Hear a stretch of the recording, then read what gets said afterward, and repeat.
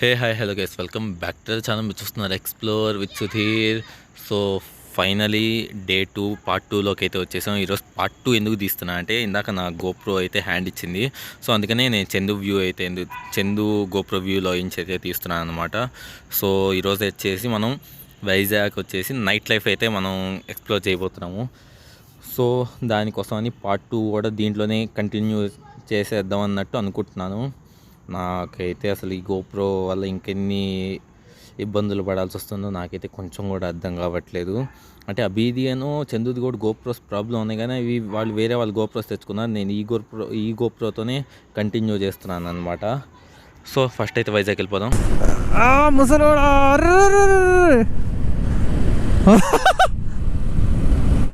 90 వేసినట్టున్నాడు సైకోసాలగా.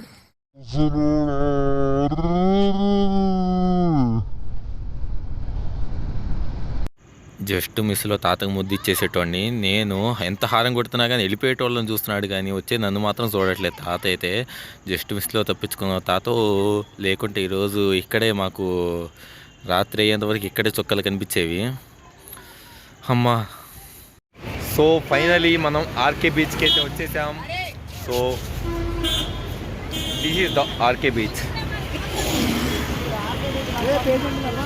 అబ్బా కానీ పిచ్చ ట్రాఫిక్ అయితే నాయన తల తినేసిందంటే నమ్మండి. మన వాళ్ళు మొక్కజొన్నలు తీసుకుంటారు. మా ఏం తీసుకుంటున్నారు? మా మొక్కజొన్నలు తీసుకుంటున్నారా? తీసుకుంటాము. ఎందుకు తిన్నా ఆగలేస్తాం. మొక్కజొన్న వ్యాపారం చేస్తున్నారు. ఏం చేస్తున్నావురా?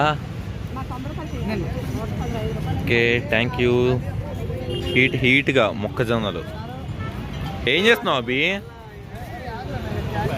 సో మనం వచ్చినందుకు ఇది స్పెషల్ గిఫ్ట్ ఏమో కానీ ఈరోజు కొంచెం అలలు బాగా ఎక్కువగా ఉన్నాయని పోలీసులు అయితే దగ్గరికి అయితే వెళ్ళనియట్లేదు. వాటర్లో స్నానం చేసే వాళ్ళని కూడా బయటికి పంపించేస్తున్నారనమాట.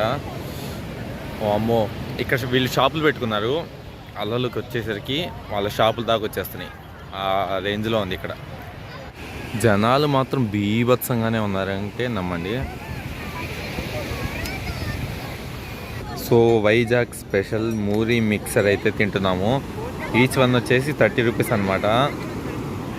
అలలు మాత్రం భయంకరంగా పెరుగుతూనే ఉన్నాయి. అమావాస్య కదా రేపు.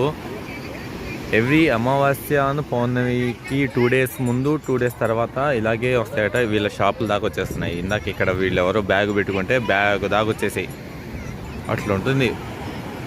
మనోళ్ళు అక్కడికి వచ్చి బీచ్ని ఎంజాయ్ చేయకుండా పాపం ఫిష్ ఫ్రైలు, ఫ్రాన్స్లు అవన్నీ టేస్ట్ చేస్తున్నారు. ఫ్రెష్గా తీసుకొచ్చి సంపిపాడు నొక్కుతున్నట్టున్నారు ఇక్కడ. చూసారా? పెట్టడం మాత్రం భలే పెట్టారు.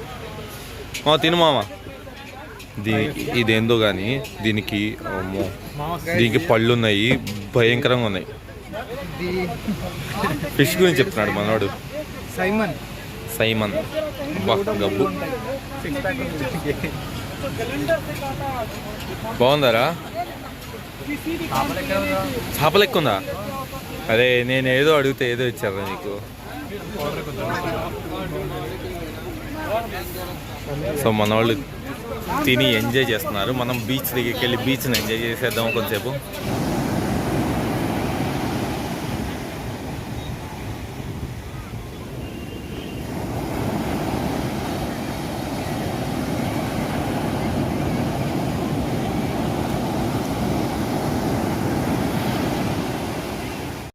సో ఐఎన్ఎస్ కురుసురా సబ్మెరీన్ దగ్గరికి అయితే వచ్చాము వైజాగ్లో. టికెట్ తీసుకుంటున్నారు మన వాళ్ళు. పర్ టికెట్ వచ్చేసి 40 రూపీస్ అనమాట. టికెట్ తీసుకుంటున్నారు. నేను అసలు అయితే గోప్రోలో తీద్దాం అనుకున్నా, కానీ గోప్రో క్యారీ చేయలేక ఇంకా ఫోన్లోనే తీస్తున్నాను. అందుకని కొంచెం క్లారిటీ తగ్గినట్టుంది. అంతకుమించి ఏమీ లేదు. మన ఎదురుగానే ఉంది కురుసురా. చూడాలనుకుంటున్నారా? చూసేయండి ఒక్క నిమిషం.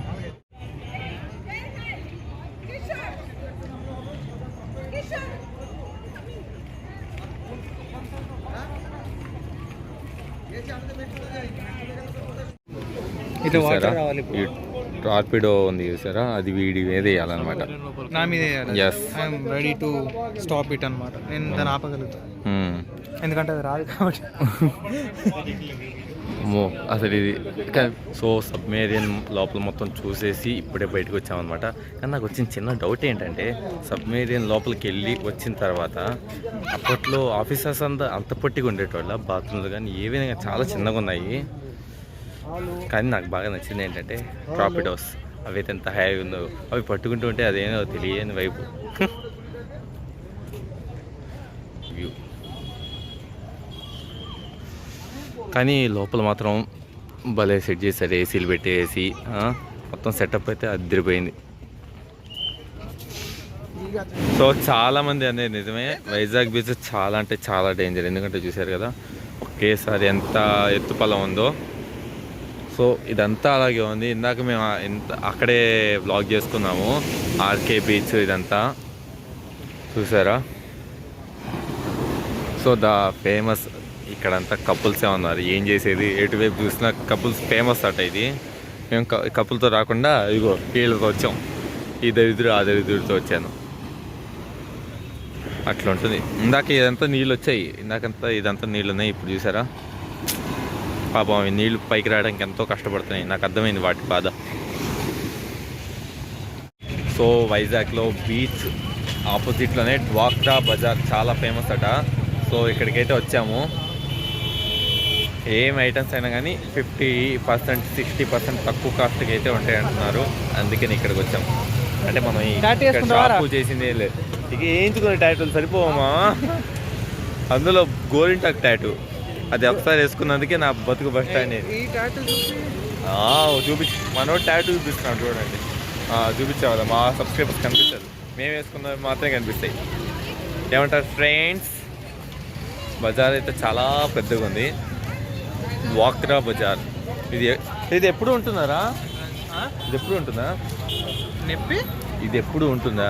ఇది నాకు తెలియదు. లైక్ 4-5 days ఉంటుంది వచ్చాం మేబీ. సో నాకు కూడా ఎందుకో నచ్చింది అనమాట, అందుకే ఇడికి దొరికొచ్చిన, లేకపోతే దొరక రాకుండా. మీకు ఆపోజిట్ చూపిస్తాను. సో దిస్ ఈజ్ ద డ్వాక్రా బజార్. పబ్లిక్ అయితే బీభత్సంగా ఉన్నారు, నమ్మండి. అదేంటి మా గుడా స్ట్రాబెరీయా? బా నోరు ఊడి కింద పడిపోతుంది భయ్యా స్ట్రాబెర్రీస్కి. సో ఇదన్నమాట డ్వాక్రా బజార్ అంటే నేను అనుకుని. సో ఇక్కడైతే సామాన్లు దగ్గరికి వచ్చాము. మన వాళ్ళు ఆమ్లెట్లు ఇవన్నీ వేసుకొనికి ఒక ప్యాన్ అయితే ఎతుకుతున్నారనమాట. దాన్ని ఏదో అన్నారు, మనకు కూడా పేరు క్లియర్గా తెలీదు. చూడడానికి ఏమో ఇది గుడి లెక్క ఉంది, దీని చుట్టూ షాపింగ్ పెట్టేసిండ్రు అంతే కదా. ఇక్కడ ఏదో అమ్ముతున్నారు, సార్ చూద్దామా. కోకోనట్ వాటర్ కాదు, దానికి సంబంధించినవి. ఇప్పుడు ఇక్కడికి వచ్చి అన్నీ ట్రై చేశాం కానీ కోకోనట్ వాటర్ తాగడం మాత్రం మర్చిపోయాను. ఈరోజు నైట్ కానీ రేపు మార్నింగ్ కానీ ట్రై చేయాలి. సో మన వాళ్ళు జైల్ రోడ్లో ఉన్న ఫుడ్ కోర్ట్కి అయితే వచ్చేసాం మనం. ఏం తీసుకున్నావు నువ్వు? రాగి ముద్ద చికెన్. రాగి ముద్ద చికెన్ కర్రీ, మనం ఆనియన్ దోశ టిఫిన్తో సరిపెట్టుకున్నాం. ఇవాళ ఎవరికి ఇవ్వాలి? ఇక్కడే ఇద్దాం. జైల్ రోడ్లో అయితే ఎవ్రీడే ఈ పబ్లిక్ 100%. మన హైదరాబాద్లో డిఎల్ఎఫ్ ఇలాంటి ప్లేసెస్ ఉన్నాయి సార్, ఆ రేంజ్లో ఇది ఫేమస్ అనమాట. అమ్మ ఇది మాత్రం చాలా పెద్దగా ఉన్నట్టుంది. ఈ బార్ నుంచి ఆ బార్ వరకు మొత్తం ఉన్నాయి, కానీ అన్నీ చికెన్, ఫిష్